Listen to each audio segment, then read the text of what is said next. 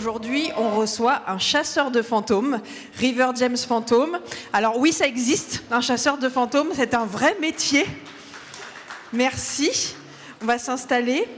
Pour être complètement transparent, on va commencer en vous précisant que River James est mon frère. Comme ça, il n'y a pas de... Et tu es ravi. Et tu es ravi. Et je suis ravie d'avoir un frère chasseur de fantômes. Et puisqu'on est en transparence, je vais aussi admettre que je ne regarde pas tes vidéos, car j'ai peur. Et que j'arrête pas de te demander de m'accompagner, que tu ne veux pas. Et je ne veux pas, voilà. Donc je n'irai pas, et un point, c'est tout. Donc, on va vous parler aujourd'hui de la représentation de la chasse aux fantômes et du paranormal en général dans les séries, dans les fictions. Nico, si tu veux t'asseoir, il y a un siège là. Et on va ponctuer la conversation d'extraits de séries. Je pense que vous les connaissez tous, toutes les séries qu'on va vous montrer. Mais déjà, est-ce que tu peux nous expliquer, parce que dans l'équipe de Série Mania, il y a Simon m'a dit un quoi ? Un chasseur de fantômes, c'est quoi un chasseur de fantômes ? Un chasseur de fantômes, quelqu'un qui travaille vraiment sous cette étiquette. Il faut faire attention à ne pas le confondre avec quelqu'un ou quelqu'une qui travaille dans la spiritualité. C'est vrai que quand on dit aux gens « moi je travaille dans le paranormal », les gens ont beaucoup plus souvent entendu parler de personnes qui vont être médiums, magnétiseurs, magnétiseuses, etc. Et ça, c'est complètement aux antipodes de ce que nous on fait. Nous, on est les personnes un peu chiantes et qui vont passer des heures dans le froid à attendre un bruit, quelque chose, et surtout on travaille avec des appareils. Donc nous, on n'est pas du tout dans le côté spirituel, on est beaucoup plus dans le côté historique, factuel, technique, technologique. Et il y a quelques personnes qui utilisent le mot scientifique, qui moi me convient pas vraiment, parce que j'estime que c'est pas parce qu'on sait se servir de cet appareil ou d'un autre qu'on est scientifique. Mais voilà, comme je dis tout le temps, quand on vous dit « je suis chasseur de fantômes », le cliché qui vous vient en tête tout de suite, c'est ça. Tout simplement. Mais comment tu l'as appris, ce métier ? Parce qu'il n'y a pas une formation BTS chasseur de fantômes, quoi. Alors, non, ça s'apprend de deux façons. Moi, je l'ai appris sur le terrain. En allant me confronter tout de suite, en allant tout de suite dans le noir, avec des appareils dont je ne savais pas forcément me servir, etc. Parce que j'ai commencé il y a 12 ans, et qu'il y a 12 ans, mine de rien, le paranormal, ou en tout cas la chasse aux fantômes, c'était pas le sujet connu et un peu fun qu'il est maintenant. C'était un peu plus compliqué. Aujourd'hui, alors en l'occurrence, moi je travaille pour ce genre d'événements. On a des événements concrets qui s'appellent des ghost hunts publics et dans lesquels, en gros, vous allez acheter un ticket comme si vous alliez à un concert ou une pièce de théâtre, et on va vous donner rendez-vous dans un lieu supposé hanté. Et on va vous mettre vraiment dans nos chaussures. Donc on va vous donner le matériel, on va attendre qu'il fasse nuit, on va aller dans la cave, demander pendant une demi-heure aux fantômes: si vous êtes là, approchez-vous de mon cadeau qui ne s'allume jamais. Ça, à l'époque, nous, on ne l'avait pas. Donc moi, clairement, j'ai découvert ce métier complètement par hasard. Je vais être honnête. C'est vrai que c'est mieux quand on dit oui, ma famille baigne là-dedans. Alors il se trouve que notre famille baignait un peu là-dedans, mais ça ne m'avait pas passionné plus que ça. Je suis tombée dedans complètement par hasard aux alentours de 30 ans, en allant justement à un de ces événements, mais qui restait encore à l'époque très très niche. Et j'ai fait un événement, et au bout d'un événement, je me suis dit c'est pas assez, il faut que j'y aille moi seule. Et donc à l'époque, j'avais créé un groupe d'enquêtrices qui s'appelait La Nuit du Chasseur, qui était le seul groupe en France dans lequel il n'y avait pas d'hommes cis. Mais on est parti en débutant et débutante quelque part. Et c'est vrai que c'est quelque chose qu'on apprend sur le terrain, comment on va se servir des appareils, lesquels font sens, lesquels ne font pas sens, comment on maîtrise sa peur, ça c'est extrêmement important. Et c'est des choses qu'on peut découvrir que vraiment quand on va sur le terrain. D'ailleurs, il me semble que tu en organises un d'événements là ce week-end, le week-end d'après. Le week-end prochain, oui. Le week-end prochain, il reste des places ou pas ? Il reste des places. C'est dans une abbaye en Normandie. C'est une abbaye, probablement un des lieux les plus hantés dans lequel j'ai travaillé. Et ça va se passer comme je viens de dire, c'est-à-dire qu'on va la nuit, à minuit, 2 heures, emmener les gens au fond du tunnel avec nos appareils. C'est en petit comité, oui, il reste des places. Voilà, donc si contrairement à moi, vous avez envie d'aller vous geler dans un endroit hanté et d'aller manipuler des trucs qui bipent dans tous les sens et qui font peur. Non, qui bipent jamais. Qui bipent jamais, bah non, parce que, comme tu disais, vous allez sur Insta, vous vous débrouillez, vous êtes grand et puis vous récupérez des places. Ça fait combien de temps? Donc tu disais vers 30 ans. Ça fait 12 ans, ouais. Et pourtant j'étais là et tu vois, je pensais que c'était il y a encore plus longtemps que ça. Donc comme quoi. C'est peut-être parce que j'en parle tellement que tu as l'impression que ça fait 30 ans maintenant. Ou parce qu'on est jeune. Peut-être. Peut-être. Tu nous as ramené un teaser de ton travail pour qu'on s'en rende quand même un peu plus compte. Donc vous allez voir, c'est vraiment mais de tout repos. C'est hyper confortable, on adore. Donc normalement ça marche comme ça. S'il y a quelqu'un qui m'entend, est-ce que vous pourriez, s'il vous plaît, faire un bruit, taper dans quelque chose? Il y a énormément d'objets dans ces caves. Il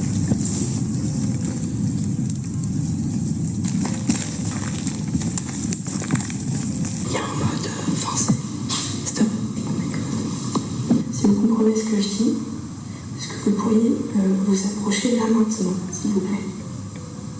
J'étais là en pension de 6 à 13 ans. 1974. Je me sens trop mal. J'ai amené un pod.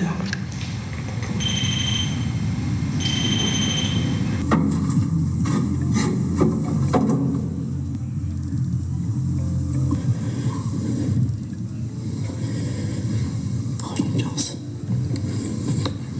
Bonsoir. On se demande s'il est possible qu'il y ait encore des gens qui soient là.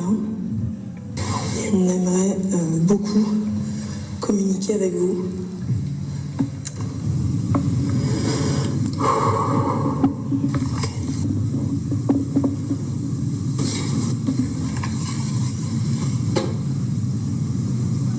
C'est quoi ce bruit?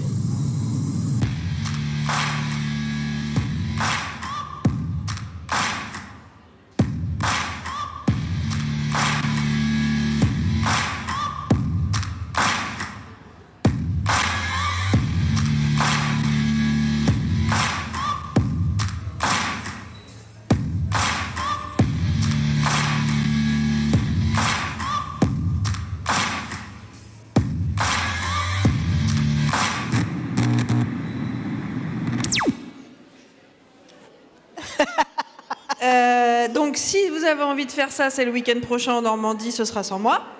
Est-ce qu'il y a un lieu qui t'a particulièrement marqué, dans lequel tu as passé du temps?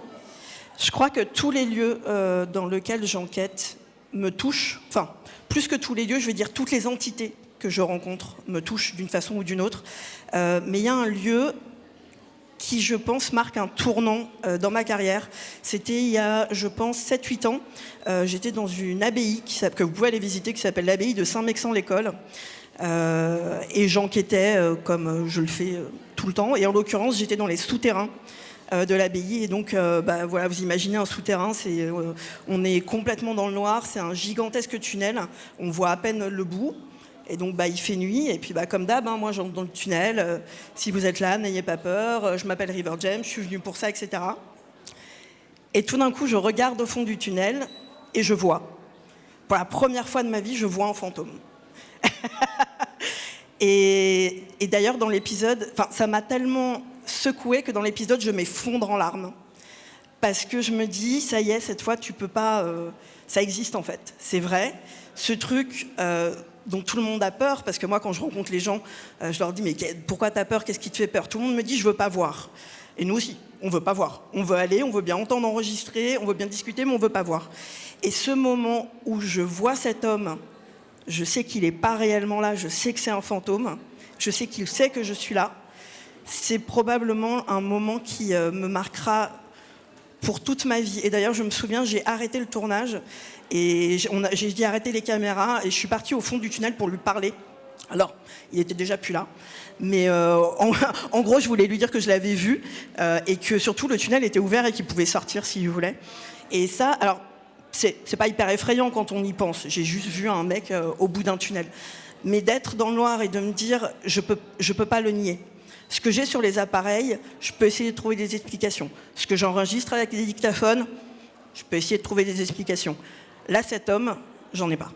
Il était là, je l'ai vu, alors j'ai pas vu une brume, hein. Je l'ai vu comme je vous vois, j'ai vu un homme en chair et en os, avec ses cheveux, ses habits, etc.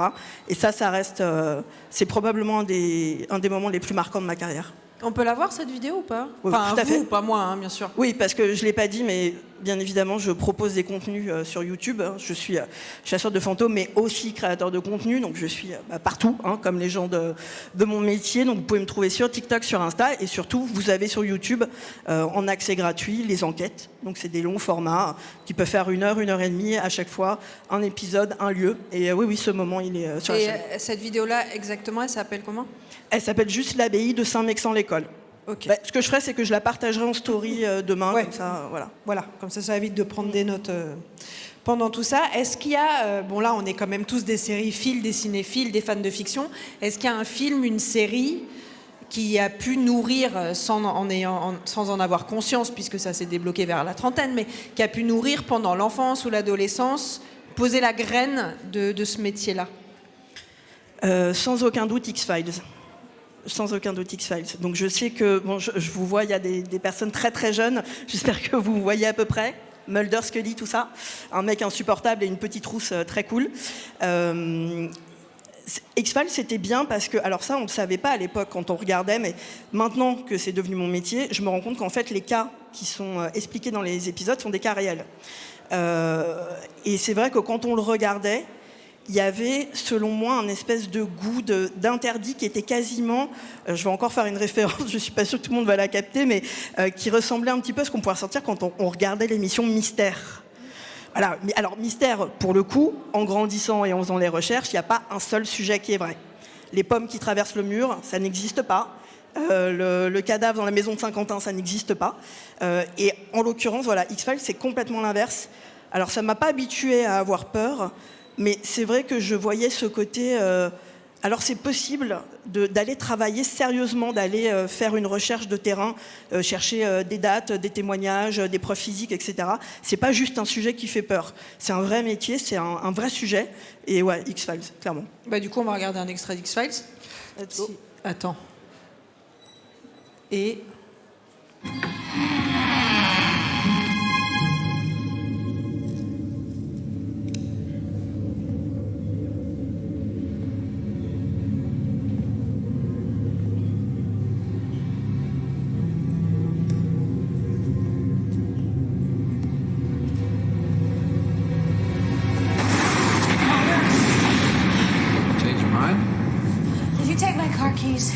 No? Come on, Mulder, don't kid around. Why would I take your car keys? Maybe you grabbed them by mistake. Maybe it was a ghost.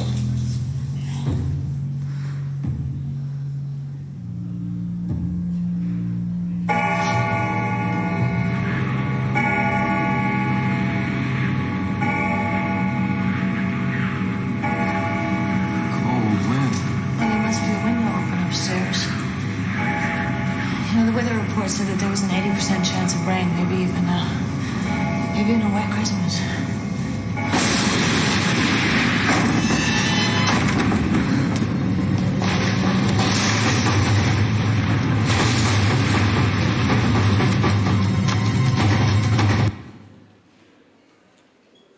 Qu'est-ce que tu voulais raconter autour de cet extrait-là? Pourquoi l'avoir choisi? En fait, il est hyper intéressant. Enfin, de toute façon, tout X-Files est intéressant, bien évidemment, mais cet extrait, il est hyper intéressant parce qu'il parle de plusieurs choses. La première chose qui m'intéresse, c'est le cliché. C'est-à-dire exactement ce que moi, j'essaye de démonter dans mon travail. C'est vraiment un sujet qui est très important et je passe beaucoup de temps là-dessus dans mon travail. C'est démonter les clichés. Et là, on est vraiment dans le cliché de la maison hantée. Donc cette espèce de maison un peu victorienne. On imagine le grand escalier derrière, la double porte qui se referme avec les poignées très jolies, la vieille horloge, ce genre de choses. On est vraiment complètement dans le cliché. En vérité, c'est pas parce que vous allez dans une vieille ruine d'un château qui date du 14e que ça veut dire qu'il y a plus de fantômes que dans votre cave de votre immeuble, donc Paris 20e arrondissement. Les fantômes, ils sont partout, ils sont Ils sont pas plus dans les lieux historiques qu'ailleurs. Après, ceci dit, cet épisode, c'était un épisode, je crois que d'Halloween, enfin, c'était un épisode un peu spécial, et donc on sait qu'ils ont joué à fond le cliché. Donc, ça m'intéresse déjà de dire aux gens, les fantômes, ils sont pas forcément là où on croit qu'ils et elles sont. Et deuxièmement, parce qu'il y a cette espèce de dualité entre la personnalité et le personnage de Mulder et celui de Scully, qui sont quand même hyper opposés l'une à l'autre. Donc on a Mulder qui croit en tout le temps, et on a Scully qui croit en rien jamais. C'est nous deux. Ouais, oui, c'est ça. Mais ceci dit, je suis moi-même les deux. C'est-à-dire que j'essaie d'être toujours aussi neutre que possible. Alors c'est pas facile quand on est en enquête et qu'il se passe un truc. Par exemple, je parle de clichés, mais ça pour le coup je l'ai vécu, les portes qui se referment, qui claquent, ça c'est réel. Pour le coup c'est pas un cliché, ça m'est déjà... Alors pas de rester enfermé, ça non, mais ça m'est déjà arrivé. Moi quand je suis en enquête, j'ai un premier coup de... Il vient de se passer... Généralement quelque chose que j'ai demandé, donc c'est cool. Mais surtout, je vais d'abord essayer de le débunker, ce qu'on appelle faire du debunking. Donc du debunking, c'est un terme américain, mais qui en gros veut dire démystifier. Et ça, c'est très important pour moi parce que ça lutte justement contre les clichés. Donc là, typiquement, la porte se claque. Est-ce qu'il n'y a pas un courant d'air? Est-ce que si je l'ouvre, elle ne se referme pas toute seule? Est-ce qu'il n'y a pas quelqu'un qui a marché? Et ça, je l'ai déjà vu 2 étages plus haut, mais la 3e latte du parquet, on ne le sait pas, mais en fait, elle fait fermer la porte du rez-de-chaussée. Voilà, donc c'est en fait à l'intérieur, je pense, de chaque chasseur et chaque chasseuse de fantômes, il y a un petit Mulder et une petite Scully qui se dit « Waouh, ça fait trop peur !» Oui, mais as-tu vérifié quand même? Parce que le grippin, peut-être, qui date de machin et que le fil électrique est pas... Et ça, je trouve ça... cet extrait, il encapsule toutes ces choses pour moi. Est-ce qu'il y a d'autres clichés comme ça, un peu pourris, que tu t'évertues à essayer d'éliminer? Tout est cliché. Tout, d'accord. Tout est cliché. C'est-à-dire que... Quand je vous dis le cliché que vous avez en tête quand vous pensez à de la chasse aux fantômes, un chasseur ou une chasseuse de fantômes, il va s'arrêter à quelle est cette personne et qu'est-ce qu'elle fait. Par contre, ce qu'elle vit, il n'y a que des clichés. Bien évidemment, merci Hollywood, merci aussi YouTube, parce que c'est vrai que nous, on est... alors, c'est de la série, mais c'est de la série sur YouTube. Il y a beaucoup de ce que j'appelle moi du paradivertissement, qui n'est pas vrai, et pour moi c'est pas un problème si tu assumes dès le début que c'est un divertissement, mais il y a vraiment rien à voir avec tout ce que vous pouvez voir dans les films ou dans les séries. Moi quand je le dis tout le temps, et ça déçoit les gens, mais honnêtement je me dois de dire la vérité, quand on est en enquête c'est chiant, on se fait chier, on passe 4 heures dans un grenier, dans le noir, assis par terre, à dire à quelqu'un qu'on ne voit pas et dont on ne sait même pas s'il est là, à lui dire si vous êtes là, approchez-vous de mon appareil.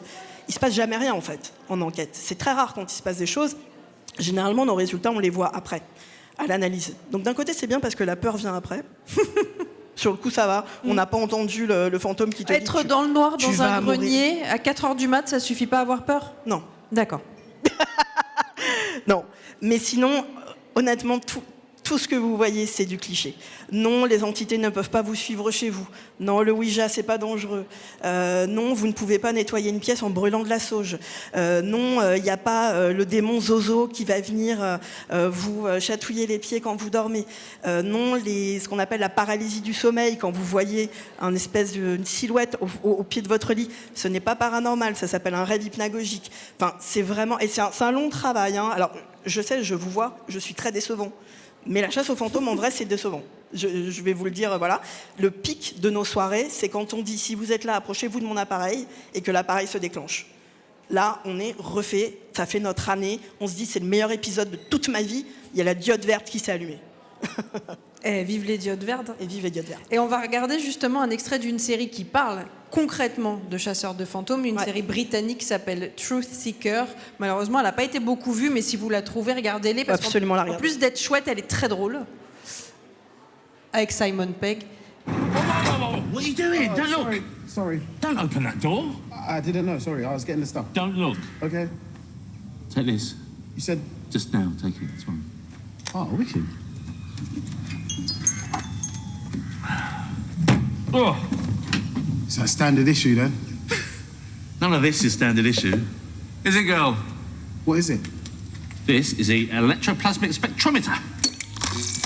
Oh. Reveals the presence of EM waves emitted from the spectral plane. Okay. Don't move. Ah! It's a ghost detector. Shut the door.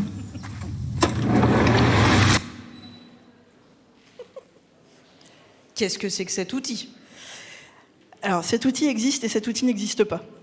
C'est peut-être la représentation la plus fidèle de qui on est et de ce qu'on fait. C'est-à-dire que je pense que probablement pour faire ce qu'on fait, il faut être un petit peu fêlé, quelque part, parce qu'on est à un âge où on devrait sortir, se faire des potes, plutôt qu'aller parler à des fantômes dans un grenier ou dans une cave. Et je trouve qu'il il me fait penser à moi, en fait. Il a un peu ce regard fou de oh, « T'as vu mon appareil, c'est génial, je vais te dire ce que c'est, tu vas rien comprendre, parce que moi-même, je suis pas sûre de le comprendre, et c'est trop génial !» Et tout le monde s'en fout, en fait. Et ça, c'est vraiment quelque chose de... Je pense qui est familier à tous les chasseurs et toutes les chasseuses de fantômes.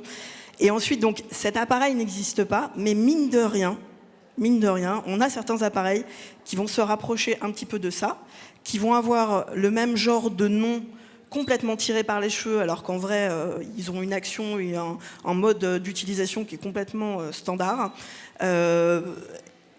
Et qu'on va effectivement exhiber fièrement en disant t'as vu, regarde, si je fais ça, ça fait un bruit, etc. Et en plus, comme je disais tout à l'heure, des appareils qui ne se déclenchent jamais. Donc ça, c'est un petit peu... Voilà. Alors, du coup, que j'ai amené. Tu nous as amené du matériel. Alors, si on est organisé correctement, on a des gros plans du matériel. Alors, regarde, là. Ça, t'en as ramené. Alors, ça se voit. Ça sert un à... zoom ? Pardon ? C'est un zoom ? Alors, c'est des enregistreurs vocaux. On dit des dictaphones, mais ça va servir à deux choses quand on est en enquête. La première chose, parce que quand on est en enquête, on est aussi en tournage. Et donc, on a besoin de ce type de micro. Par exemple, le micro que vous avez en haut, le Rode, ça, c'est plus un micro de tournage. Donc, c'est plus celui qu'on va mettre sur nos caméras pour capter le son. Et tous les dictaphones que vous voyez en dessous, ça, c'est ce qu'on va utiliser pour faire des séances de ce qu'on appelle des PVE. Donc, PVE, c'est pour phénomène de voix électronique. En vulgarisation, on appelle ça la voix des morts. Et pourquoi est-ce que ça s'appelle comme ça ? Parce que c'est des voix qu'on n'a pas entendues sur place avec nos oreilles, mais que nos appareils, eux, ont enregistrées parce que, tout simplement, ils captent beaucoup plus de fréquences sonores que nos oreilles, tout simplement. Et donc voilà, donc les dictaphones, ils vont servir à ça. Alors, moi, j'aime bien me servir de plusieurs types... À tes souhaits. J'aime bien me servir de plusieurs types de dictaphones. J'aime bien utiliser des appareils hyper modernes, comme ce que vous avez là, et utiliser le modèle, pour le coup, Mulder et Scully, qui est juste un vieux dictaphone à cassette sur lequel, enfin, ils sont trop jeunes, mais on enregistrait nos cours, voilà. J'aime bien utiliser ce genre d'appareil. Et pour moi, c'est peut-être les appareils les plus importants dans ce qu'on fait, parce que donc ce qu'on appelle les PVE, c'est le phénomène qu'on enregistre le plus. Beaucoup plus que des photos, des images, des déplacements d'objets ou des déclenchements d'appareils. Mais c'est quoi ? C'est des souffles, des mots ? Des mots, des phrases. Le plus long PVE que j'ai enregistré de toute ma carrière, désolé, c'est dans notre maison de vacances, c'était la voix d'un homme qui a dit « Apparemment, elles sont seules, et qui a grogné. » Voilà, dans une salle. Cool. Ouais, génial. Enfin, ceci dit, il s'est passé ça, il a grogné, mais nous, il s'est rien passé en fait. On l'a pas vu, il nous a pas grogné dessus. Enfin voilà. Je ne suis plus jamais retournée dans cette maison de campagne de ma vie depuis cette enquête. C'est vrai. Je suis désolée d'avoir gâché les vacances, mais et ceci dit, pour la petite anecdote, j'y suis retournée moi, mais pendant 1 an, j'ai pas voulu y mettre les pieds. Parce que là, je fais le fanfaron en disant oh, « il m'est rien arrivé », mais j'ai entendu ça, j'ai fait « attends, pardon ». J'y suis pas allée pendant 1 an, et la fois d'après, je suis sortie de la voiture, je suis allée ouvrir la porte de la maison en trombe, et dans le noir, je suis allée poser mes affaires au milieu du salon, et hyper fort, j'ai fait « je vous préviens, je suis là pour mes vacances, je veux pas vous voir, je veux pas vous entendre, je vais dans la piscine ». J'ai rien vu, rien entendu de toutes les vacances. Mais ouais, ces appareils, par exemple, si vous vous dites « ah tiens, j'aimerais bien commencer un petit peu la chasse aux fantômes », investissez dans le son avant d'investir dans les appareils plus technologiques et plus techniques que je vais vous montrer, ou les caméras, c'est très important. Alors, qu'est-ce qu'on avait mis après ? Alors, ça, c'est tout simple, hein. Bien évidemment, quand on enquête, on a besoin de lampes. On en utilise des différentes.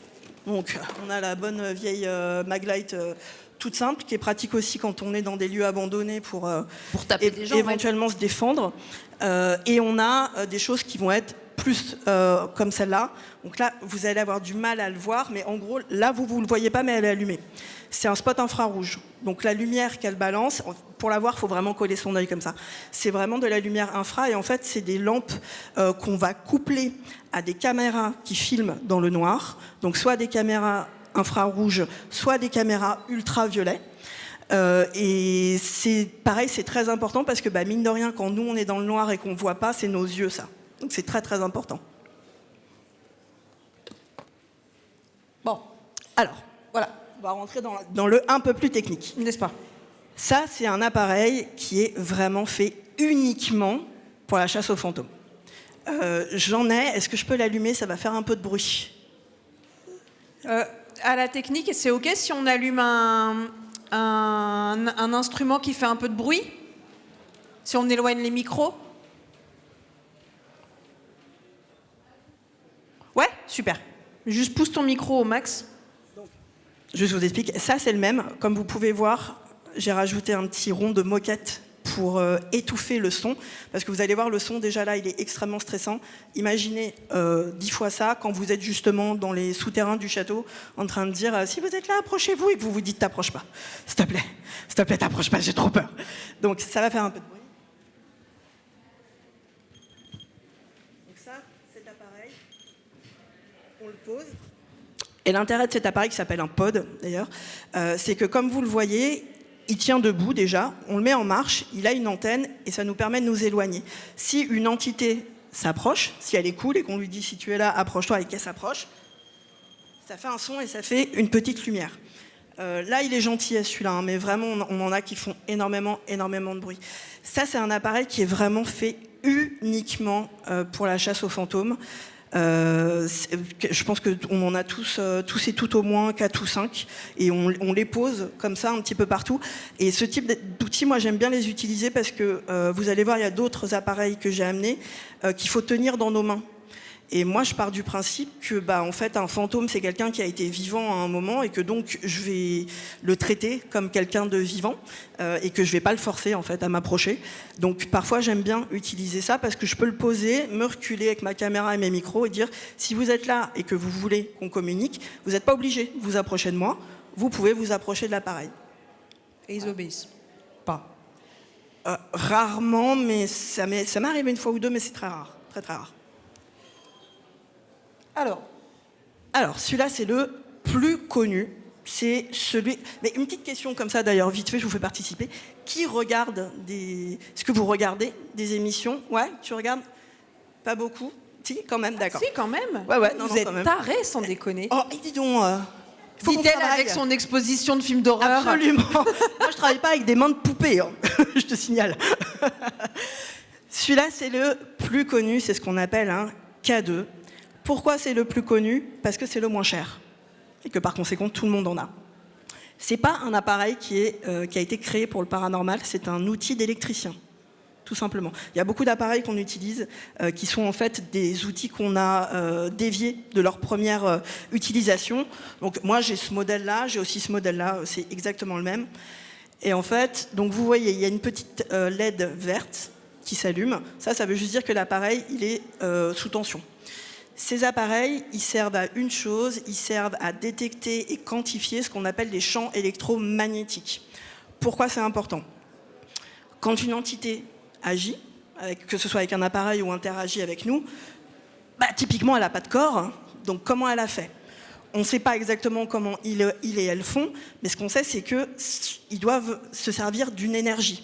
Le seul problème c'est qu'on ne sait pas laquelle, et des énergies il y en a énormément. On a de l'électromagnétisme, on a du statique, on a du thermique, il y a énormément de choses. Pour l'instant, nous, on se base plus sur ça, sur les champs électromagnétiques. Donc, vulgairement, quand vous regardez des vidéos, c'est ce qu'on appelle les EMF, pour Electromagnetic Field en anglais. Parce que, comme je vous dis, déjà d'une, c'est le moins cher. Et de deux, c'est peut-être ce qui est le plus facilement quantifiable, analysable et quantifiable. Donc, quand vous utilisez un appareil comme ça et que vous dites à l'entité, si vous êtes là, approchez-vous de mon appareil. Si la théorie est vraie, et elle l'est rarement, il y a d'autres LED qui vont s'allumer en allant jusqu'au rouge. Et en fait, ces LED, en changeant de couleur, nous permettent, là vous n'allez pas le voir parce que c'est trop petit, de quantifier le champ électromagnétique. Les champs électromagnétiques se quantifient en milligauss. Et donc là, voilà, je suis désolée, c'est un peu petit, mais il y a des chiffres. Et en fait, ça nous permet de savoir si, là, est-ce que je suis sur 1,5 milligauss ou est-ce que je suis à plus de 20. Là où c'est intéressant, c'est que les EMF, il y en a partout. Donc ça, c'est un peu chiant, mais typiquement, moi, si je suis en enquête et que je suis, par exemple, dans un lieu abandonné, il n'y a pas d'électricité, j'ai vérifié que par-dessus la maison, il n'y a pas, par exemple, des fils à haute tension qui passent. Je sais que sous la maison, il n'y a pas... Alors ça, en ce moment, c'est l'enfer, la fibre. Les tunnels, tout ce qu'on creuse pour faire passer la fibre, ça déclenche les appareils. Si j'ai vérifié tout ça, et que mon appareil, il se déclenche à une diode ou deux au-dessus, honnêtement, c'est pas normal.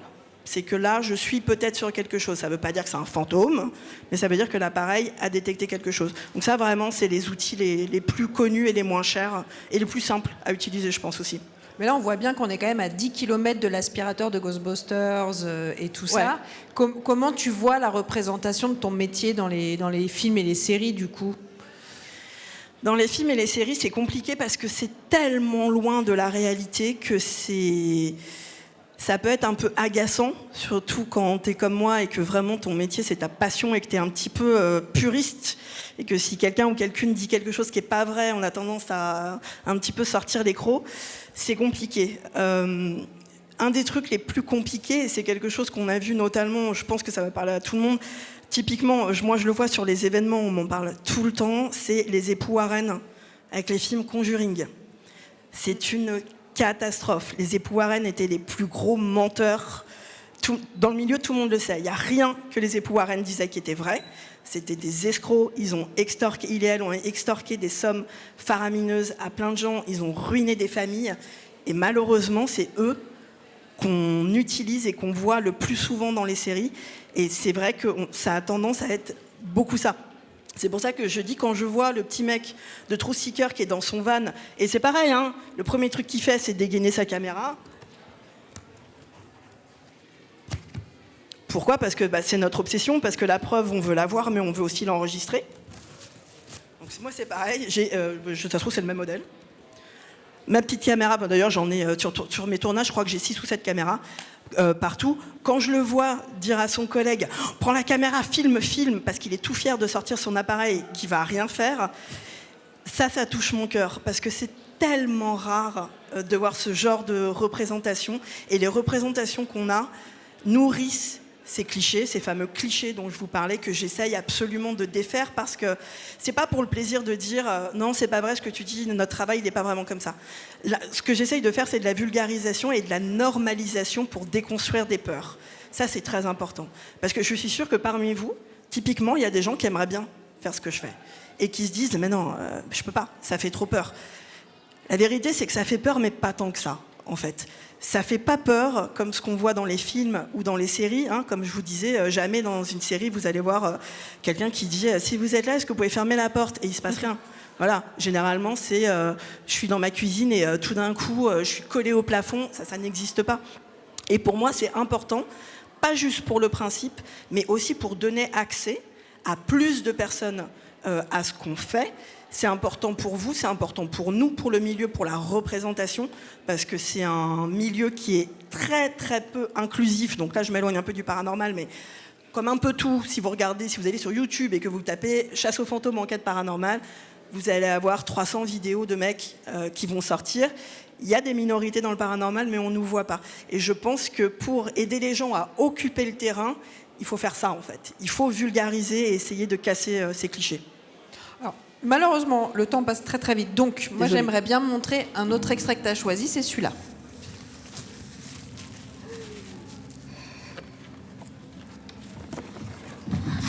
Okay, baby, talk to me. Talk to me, where are you? R, good.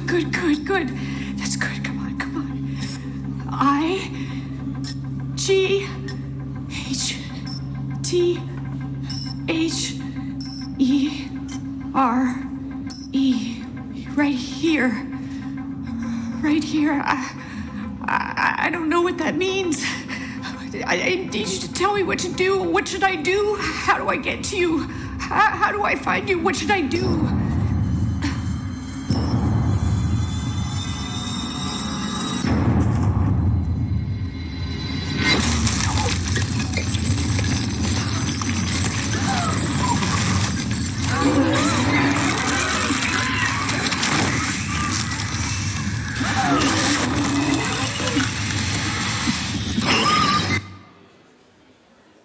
Vecna, Vecna. Bon, j'ai absolument pas besoin de présenter la série, évidemment. Meilleure série du monde. Je n'accepte pas le débat. Twin Peaks, qui a dit ça?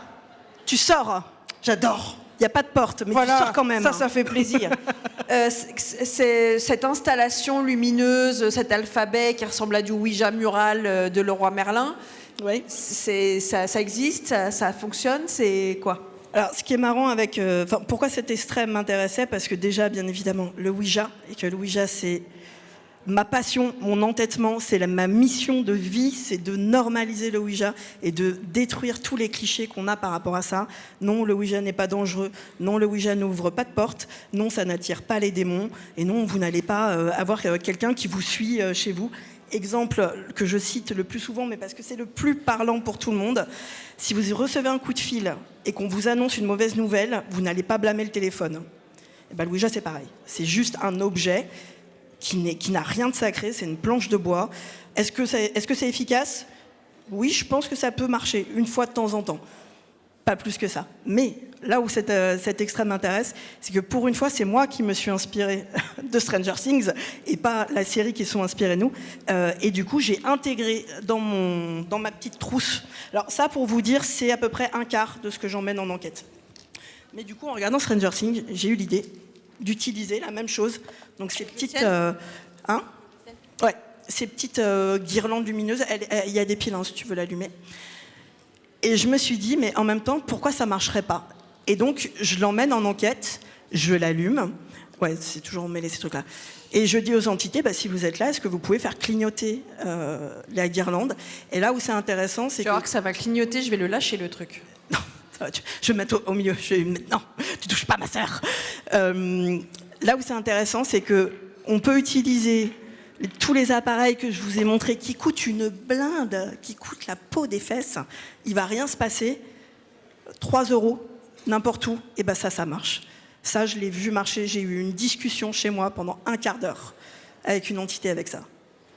Pas en enquête, pas dans un château, dans ma chambre. Si vous êtes là, faites clignoter, ça clignote. Ok, si vous êtes là, clignotez à 3. 1, 2, 3, ça clignote. Ok, on va essayer de savoir qui vous êtes, blablabla. Ça, je vais le garder pour moi, mais j'ai su qui c'était. Et à avoir une vraie discussion.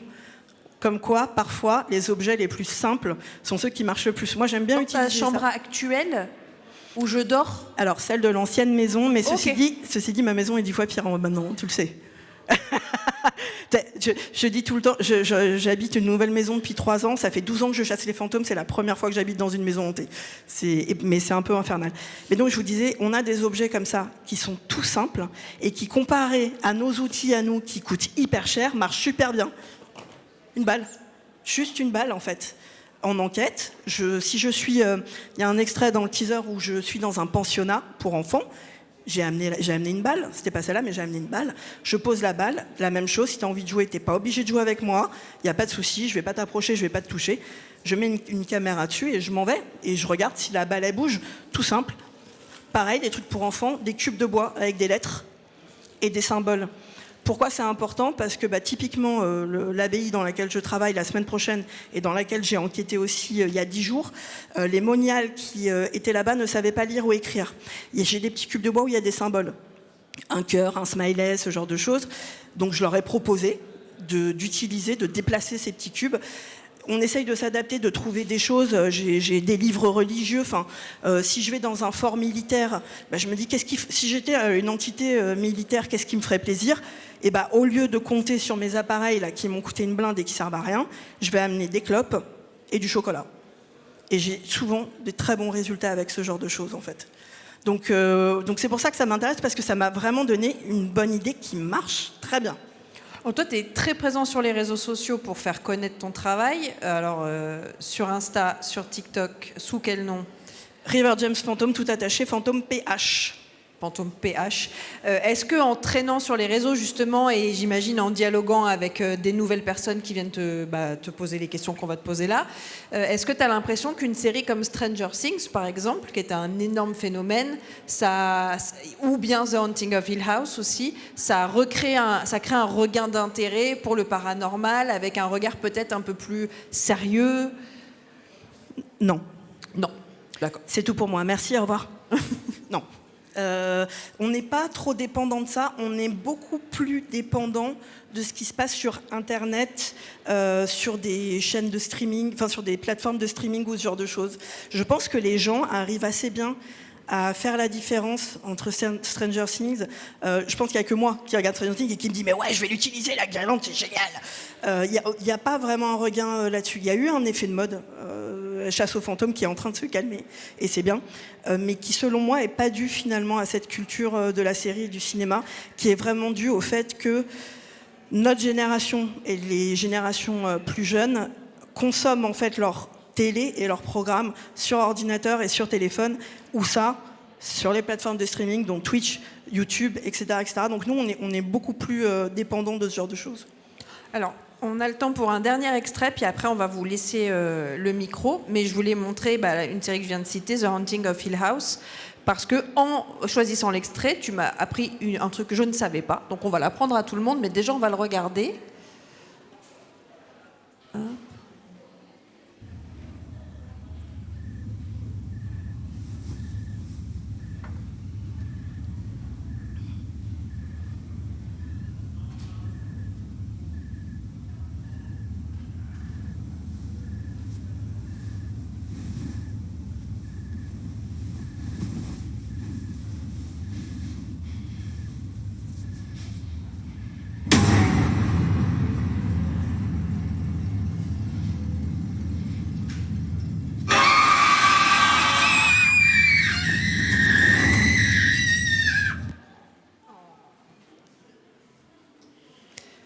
C'est efficace, rapide, efficace. Ça marche très bien. Alors cette Bent Snake Lady là, Ouais. tu me disais qu'en fait c'est un phénomène que tu connaissais avant que The Haunting of Hill House sorte. C'est même pas un phénomène, c'est un cas historique. Et ça, c'est très important, c'est-à-dire que c'est un cas qui est documenté historiquement. Peu de gens le savent, mais elle a vraiment existé, en fait, cette femme. Très rapidement, la vraie histoire, c'est une femme qui s'appelait Zona Esther Shue, qui était, je crois, alors je ne sais plus si c'est dans le Mississippi, mais enfin aux États-Unis, hein, là où ça se passe, ce genre de choses, qui est décédée en 1892. Il y a eu une première autopsie et on a dit la mort est cause naturelle, on l'enterre. Quelques jours après l'enterrement, la mère de Zona Esther Shue dit que le fantôme de sa fille est venu la voir et est apparu comme ça, avec le cou cassé. La mère a eu tellement, pas peur, mais s'est tellement dit, elle essaye de me dire quelque chose. C'est le seul cas historiquement pour lequel on a des preuves. Elle a été voir le procureur. Elle a réussi à convaincre le procureur. Alors, on dit que la conversation entre elle et le procureur a duré 7 heures et que personne n'a assisté, donc on ne sait pas ce qui s'est dit. Mais en tout cas, elle a été suffisamment convaincante pour faire déterrer le corps de sa fille, faire réaliser une seconde autopsie. Et à la seconde autopsie, je vous le donne en mille, le cou était cassé. C'est son mari qui l'avait assassiné, bien évidemment. Oh.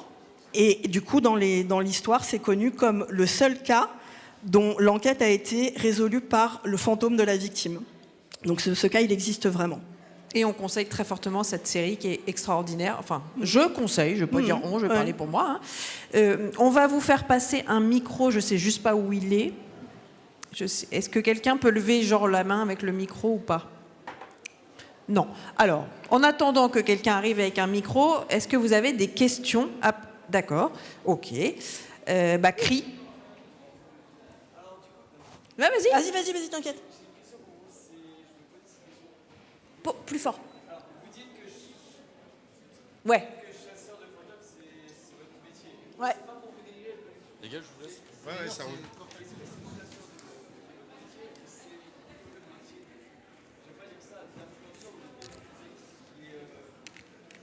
Ta question est hyper intéressante. Alors, Ouais, non mais ta question est d'une légitime et de deux hyper intéressante parce qu'en fait on est pile au milieu. Alors le terme qu'on utilise c'est pas influenceur, c'est créateur de contenu. Mais effectivement tu as raison, en fait en France, chasseur de fantômes, c'est pas un vrai métier tout simplement, c'est-à-dire qu'on ne touche pas d'argent. Les gens nous disent pas venez chez moi, est-ce qu'il y a des fantômes, je vais vous payer. Notre seule façon de nous faire des revenus c'est ça. C'est de créer des contenus qui donc sont monétisés sur YouTube. Et moi, quand vous allez sur YouTube, bah, mine de rien, vous monétisez un petit peu tout ça. Donc, moi, quand je me présente aux gens, je dis chasseur de fantômes. En signature de mon mail, il y a tout. Parce que la vérité, c'est que je suis aussi créateur de contenu. Les chasseurs de fantômes, et surtout notre génération, on sait tout faire. C'est-à-dire qu'on sait chasser les fantômes, on sait faire des tournages, on sait faire du montage, on sait faire des réseaux sociaux, on sait faire des newsletters, on sait parler à des maires, parler à des historiens, on sait faire énormément de choses. Et ta question est légitime parce que c'est une part énorme de notre travail. Et je pense qu'il y a des gens qui se disent ah ouais malheureusement c'est chiant parce que moi j'aimerais bien faire autre chose. Moi pour moi c'est un vrai plaisir quand je sors un épisode et que je vois que les gens ont regardé et posé questions. Ben moi j'ai pas honte en fait de cette étiquette de créateur de contenu parce que c'est pas quelque chose qui est à montrer du doigt, c'est très bien, c'est à nouveau de la vulgarisation. Mais ouais, ta question est légitime parce que c'est pile poil, il y a autant de chasse aux fantômes que de création de contenu. Et il y a le Patreon aussi. Il y a un système de oui, j'ai aussi un Patreon qui est extrêmement peu cher et qui donne accès à un Discord privé directement avec moi, à des images vidéo inédites. On fait des soirées, ce qu'on appelle Watch Together, où on regarde des enquêtes d'autres personnes et je leur analyse, je leur explique, je leur dis bah là il a utilisé tel matériel, là machin, 90% du temps, là il vous mytho et je vais vous expliquer comment et pourquoi. Ça m'arrive de leur faire des vidéos pour leur montrer comment on fait du fake. Parce que ça me désole. Donc oui, j'ai aussi le Patreon. Il y avait une question... T'es là. Attends, est-ce que le micro est arrivé? Oui, formidable. Ici, s'il te plaît. Là, juste là. Pardon. Merci beaucoup. Bonjour, merci pour la présentation. Déjà, je vous découvre totalement. Et moi, je voulais savoir, qu'est-ce qui vous a donné envie de faire de chasseur de fantômes, d'y consacrer votre vie, en fait? Le début, comment je suis devenue à ça, j'ai pas d'explication. Je pense que je me suis trouvée au bon moment, au bon endroit, et que c'était mon moment. C'est-à-dire que je pense réellement, j'ai fait beaucoup de métiers différents. J'ai été perceur pendant 8 ans, j'ai été tatoueur pendant 10 ans, j'ai fait des métiers très importants, j'ai écrit des livres, des métiers passion. Et quand j'ai commencé ce truc qui est ingrat, qui ne paye pas, pour lequel on passe des heures et des nuits entières dans de la boue, dans le froid, seul, avec des insectes sur nous, etc. Je me suis dit, c'est ça ma vie. Donc, comment j'en suis arrivée là? Honnêtement, c'est un soir d'ennui, où j'étais là, qu'est-ce que je vais faire? Je vais regarder un truc de chasseur de fantômes, ça va être pourri. Ah ouais, bah non, c'était pas pourri du tout, en fait. Pas du tout, du tout. Et je me suis mis au travail tout de suite. Maintenant, pourquoi je continue? Parce que chaque réponse que j'ai dans mes enquêtes amène 10 autres questions. Parce que typiquement, les phénomènes dont je vous parle, ils ferment les portes, ils jouent avec la guirlande, etc. Ce que j'arrive à prouver sur le coup, c'est qu'ils y arrivent. Maintenant, je veux savoir comment et pourquoi. Et je sais pertinemment que j'aurai jamais la réponse à cette question. J'en ai tout à fait conscience, ma quête, elle restera derrière moi. On n'aura pas la réponse et c'est pas grave. Mais maintenant, c'est ça. Il y a une vraie quête. En fait, je pense que c'est des choses qu'on explique aux gens qui viennent à nos événements. Quand ils et elles viennent pour la première fois, on leur dit bienvenue au club, tu ne partiras plus. Et littéralement, c'est ça. C'est-à-dire qu'on n'a que des habitués maintenant. Quand tu commences à toucher à ça, tu n'arrives plus à t'arrêter. Et en même temps, il y a quelque chose de logique, parce que comme je dis tout le temps, c'est un des seuls sujets au monde qui est universel. On va tous mourir. On veut tous savoir si on va vraiment mourir ou si on va pouvoir rejoindre notre famille, parler à l'être aimé, etc. Et c'est un gouffre sans fond. Comme ça, j'ai l'air un peu sinistre. Je le fais avec plaisir. Mais une fois que tu as commencé, en tout cas moi, une fois que j'ai commencé, je ne peux plus m'arrêter. Si je n'enquête pas, je ne vais pas bien. Il faut que j'aille me confronter à tout ça. Une autre question ici, tous les partout. Côtés, bon.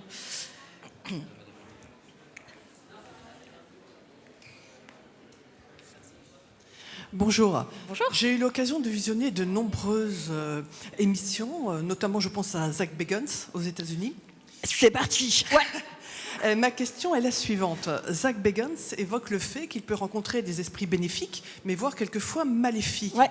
Il dispose de protection ésotérique. Ouais. Êtes-vous également dans cette situation avec protection ésotérique, voire religieuse, au cas où la rencontre n'est pas selon votre attente? Jamais. Jamais?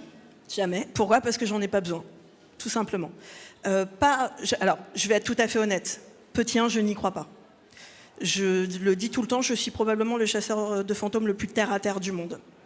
Je ne crois pas aux énergies, je ne crois pas en ce genre de choses. Donc déjà, si j'y crois pas, je le pratique pas. Ensuite, même si j'y croyais, j'aurais pas envie de le faire. Je te dis pourquoi, très clairement. À nouveau, je traite les entités comme je traite les gens. Si je rencontre quelqu'un dans la vie et que le premier truc que je fais, c'est me protéger contre cette personne, d'entrée, j'installe une ambiance qui n'est pas terrible. Je fais confiance aux fantômes. Ça fait 12 ans que je fais ça, il ne m'est jamais rien arrivé. J'essaye de travailler avec bienveillance, de leur dire, si vous ne voulez pas, c'est pas grave, je suis chez vous, je suis pas chez moi, donc il n'y a pas de souci, c'est vos règles. Il ne m'est jamais rien arrivé. Je fais une toute petite aparté, par pitié, ne donnez pas d'attention à Zach Bagans. Je ne vais pas rentrer dans les détails, mais sa place est en prison, et je ne plaisante pas du tout. De plus, je suis désolée si je casse votre truc, il n'y a pas une seconde dans Ghost Adventures qui est réel. J'en ai la preuve, je connais les gens qui travaillent sur ce programme. D'une, c'est une ordure, et de deux, il n'y a rien dans Ghost Adventures qui est réel. Pas une seconde. Je suis désolée. Merci beaucoup de votre De avis. rien. Ça tire à balles réelles. Bonjour, une petite question. Est-ce que vous avez déjà eu très peur? Tout le temps. Ah, tout le temps? Voilà. Ta question, elle revient continuellement. Chaque conférence. Comment tu fais pour pas avoir peur? Mais quand est-ce que j'ai dit que j'avais pas peur? J'ai peur tout le temps. Pour plein de raisons. C'est-à-dire que, comme je disais, parfois on va poser un appareil en disant si vous êtes là, approchez-vous. Et on se dit s'il s'approche réellement, je vais tomber dans les pommes. Parce qu'on est dans un environnement qui fait un peu peur, tu vois, d'emblée. On est seul, dans le noir, etc. Et puis... T'as quand même un doute, tu vois, je parle beaucoup de vulgarisation et de déconstruire les choses, mine de rien, moi aussi je suis marquée par ces clichés de mystère et des pommes qui traversent les murs, etc. Donc je pense qu'il y a quand même une partie minime de moi qui me dit, ah là là, et s'il s'approche de l'appareil, qu'est-ce que je vais faire? Mais aussi parce que quand on est en enquête, la première crainte qu'on a, c'est pas les fantômes, c'est les vivants. Ça fait très très peur, parce que souvent on est dans des lieux abandonnés en fait, j'ai du matériel sur moi, donc ça peut être un petit peu dangereux. Donc j'ai peur de plein de raisons différentes quand j'enquête. Je n'ai jamais pas peur. Quand je rentre chez moi, j'ai peur. Quand je regarde ce que j'ai tourné, il n'y a pas... Ça fait 12 ans, je ne sais pas combien d'épisodes j'ai fait. Il n'y en a pas un seul que j'ai monté en me disant « Qu'est-ce que tu fais de ta vie, en fait? Pourquoi tu t'infliges ça? Pourquoi tu fais ça ?» Parce que je ne peux pas faire autrement. Mais ça fait peur. Les gens qui viennent en événement, je ne leur dis pas « Tu vas apprendre à ne pas avoir peur ». Je leur dis, on va essayer de déconstruire ta peur et de la maîtriser. Tu as peur de quoi exactement? Si tu as peur de tomber, parce que tu es dans le noir, c'est légitime. Si tu as peur de te faire coller au mur par une entité, on va essayer de comprendre pourquoi Hollywood et Zach Bagans. Et ça, on va essayer de le déconstruire. Mais j'ai tout le temps peur. Mais je suis tellement passionnée que j'y retourne quand même.